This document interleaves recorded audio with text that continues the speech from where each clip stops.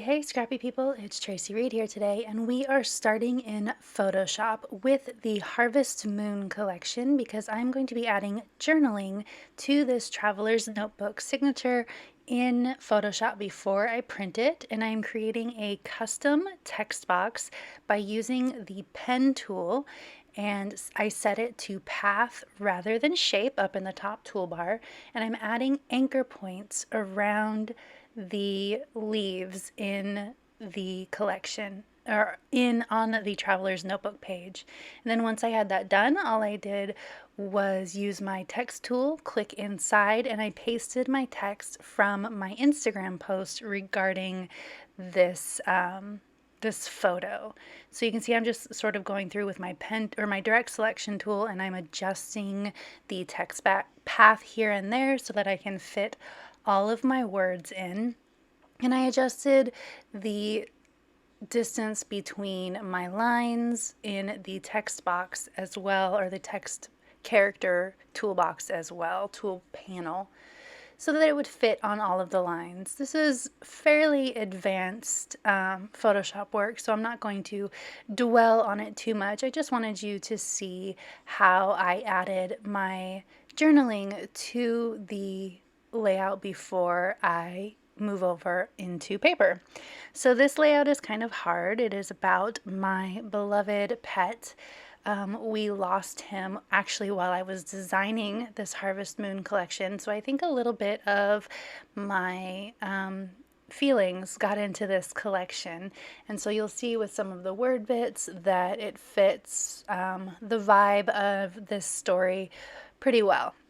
So what I want to do is I have that whole page of journaling on the left hand side, and so I just want to keep this fairly simple. I want to emphasize the rainbows in the collection because obviously when you lose a pet they call it crossing the rainbow bridge, so I thought that that would be appropriate iconography for this collection. I'm going to back the, or not this collection, this layout. I'm going to back the photo with this white and yellow floral paper, and then I'm going to create some banners coming down from the photo, just hanging below it, sort of framing the whole thing. Just hand cutting some paper strips. This layout actually sat on my desk for a long time, planned out before I could actually get to it, because obviously it is emotional. So I had all this stuff sitting here, and I decided that it was time to sort of process these emotions a bit. And so it came together fairly fast because I'd had it planned for so long. Just notching some fishtail banners into the bottoms of these papers. I of course want to emphasize the rainbow part of this paper, so I'm going to make sure that it hangs, or it's obviously the whitest, and I'm going to make sure it's the most prominent in the cluster. I'm adding some adhesive to the back of the photo so that I can just attach the papers to the back of the photo, and then I will glue the whole thing down to the layout.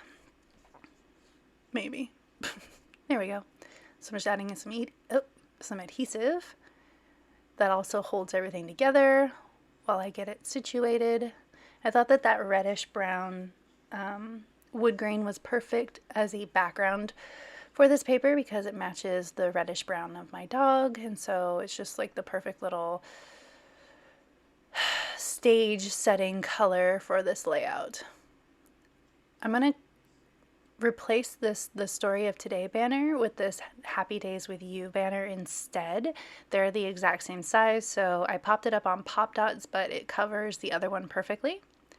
So this says not ready to let go, which is one of the word bits that I think sort of bled in from the experience of losing him while I was designing this collection. I actually meant it as not ready to let go of summer because the collection is about summer transitioning into fall, but it worked really well for this layout too, and I realized after the fact that I was probably channeling both.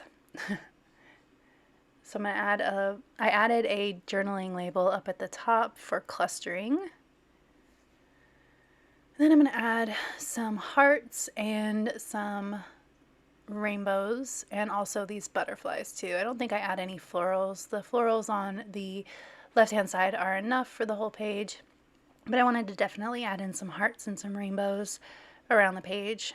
I'm going to pop these butterflies up on pop dots actually on the left hand side in a second. I was trying to incorporate them over here, but they look really great on the over the florals on the left hand side, so that's where they're going to end up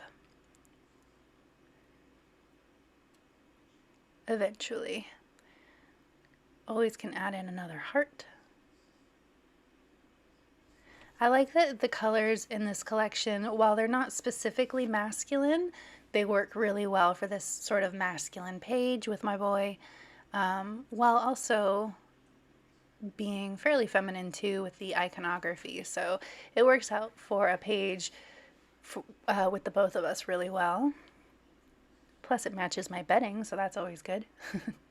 So I'm going to pop this one up on a pop dot up here, and then this one over here, so that there are two floating butterflies in this cluster.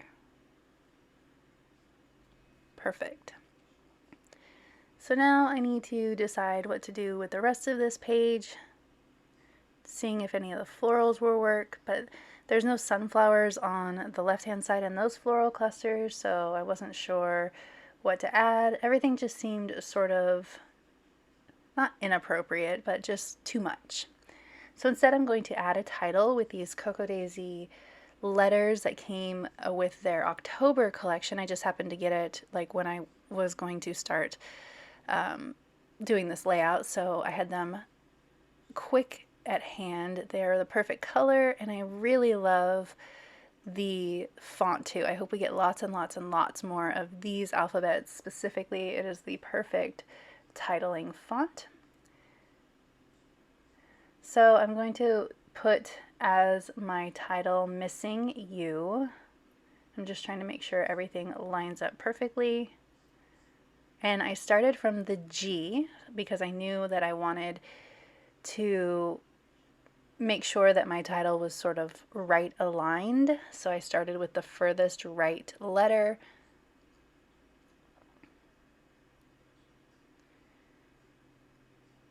And then just tried to make sure that everything was in a nice straight row. And last but not least, the dots. Then I'm just going to add U, nesting it right at the tail of that G. I like the way that the orange stands out on that blue. It all sort of blends together, but also you can see the pop that the letters give it. All right, so I think we are just about done here. I'm going to add in one floral with this vine, and I'm going to nestle it underneath the letters so that it all looks like one cluster. And that gives some good vertical a good vertical cluster to sort of make sure that everything has the same visual weight on both the right and the left hand side. I tried to incorporate another flower, didn't want it, didn't like it, but I'm going to keep trying here for a second. No, just the red flower. I'm trying so hard to get that flower in there, but no.